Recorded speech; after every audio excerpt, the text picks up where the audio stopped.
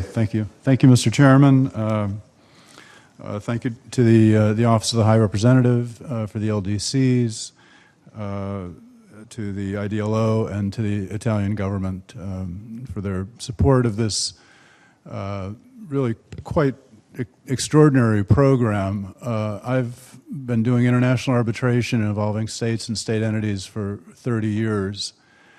Some with states and state entities, some with investors, and I can tell you that there is an incredible disequilibrium between the resources that are available to some states and some state entities, particularly the LDCs, and the investors. And this program, I think, has tremendous potential to address that. And this inequality, it extends to what Paolo De Rosso was talking about with respect to the negotiation of the contracts and the negotiation of the treaties, has been discussed by Professor Youssef. But also as the governments conduct their business, frankly. It's when governments change their policies, when they change their tax, their regulatory regimes, it's important that there be some consciousness of the contracts they've entered into, the treaties they've entered into, that there be some resource that they can go to understand their legal obligations and the consequences of acting in a certain way as opposed to another way. Sometimes just the process by which you make changes can avoid these cases, which are tremendously expensive.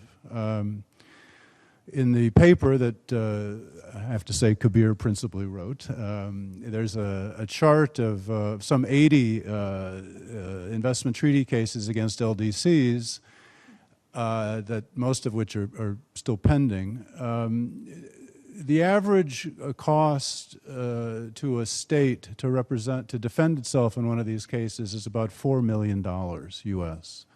With another 800,000 or so in arbitrators' fees and ICSID fees. ICSID is not the cheapest institution. Many of these cases can be avoided if the states had access to expertise at the time they were changing whatever was changed that gave rise to the case. And Kabir and I were with a South American state a few months ago, and we were giving a talk like this, and that day, President Trump signed an executive order changing putting into effect this travel ban, which of course we know how that worked out. I mean, that was exactly the kind of thing, without broad consultation among all interested parties, that results in these extremely expensive and cases which often, of course, don't resolve in a way that's favorable to the state. So balancing the equality of resources, having access to the expertise at all stages of the involvement is particularly important. Baker McKenzie is very proud to support this program.